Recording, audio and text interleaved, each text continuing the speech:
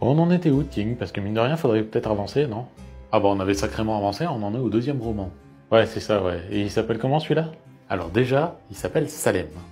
Oh, encore une histoire de sorcière. Eh ben non, tu t'es fait avoir comme beaucoup, mais pour le coup, Salem n'est pas une histoire de sorcière, mais c'est une histoire de vampire.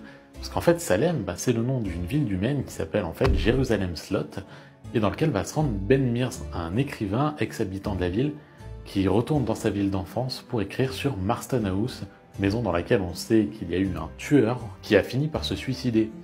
Arrivé là-bas, il apprend que la maison était vide, mais qu'elle ne l'est plus. Du coup, dans cette ville vont s'installer Barlow et Stracker qui vont tenir une boutique d'antiquités. Mais il se trouve que très vite, la ville va commencer à se peupler de vampires et qu'il est probable que Barlow en soit un, ce qui va amener Ben Mears, mais aussi les amis qui s'est fait sur place, à aller voir dans la maison. C'est un roman qui est épais, Salem, c'est un des plus épais de King, ou en tout cas en début de carrière, c'est impressionné d'avoir un roman aussi long. Un roman qui forcément s'inspire de Dracula, mais qui choisit de le replacer dans une époque plus moderne, et un roman surtout qui se montre réellement effrayant, et une ambiance vraiment unique, vraiment malsaine, vraiment glauque. C'est un roman qui encore aujourd'hui fait partie des préférés des fans de l'auteur, alors que c'est uniquement son deuxième roman. Alors s'il en fait toujours beaucoup trop, qu'il abuse toujours de ce qu'il appelle lui-même sa diarrhée verbale, ne lâche pas du début à la fin. Et côté adaptation alors?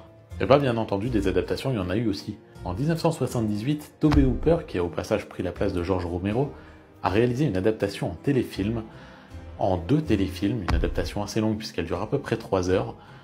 Et il faut reconnaître qu'elle a quand même assez mal vieilli, hein. Que ce soit les maquillages ou le style, les quelques effets qu'on peut voir, ça a pris un coup de vieux. Alors c'était vraiment pas mal, plutôt fidèle à l'époque.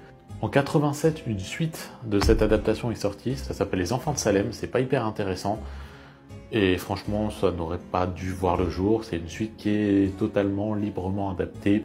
En 2004, il y a une autre mini-série qui est sortie, cette fois-ci avec Rob Lowe, Donald Sutherland et Rutger Hauer.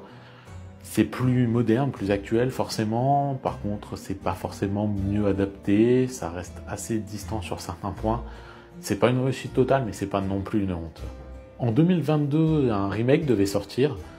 On l'a jamais vu sortir. Finalement, il a été repoussé en 2023, mais honnêtement, on n'a toujours aucune image et on n'a quasi aucune information sur le film. On sait juste qu'il doit sortir. Ça s'annonce plutôt mal, mais bon, on peut espérer une bonne surprise, hein. Les adaptations de King sont en vogue, donc pourquoi pas. Ok, je te remercie, je vais m'intéresser à ce livre, au moins je saurai comment m'en sortir. Out there. Sweet dreams. They rise from their graves again. I'm not leaving. Don't you understand what's happening?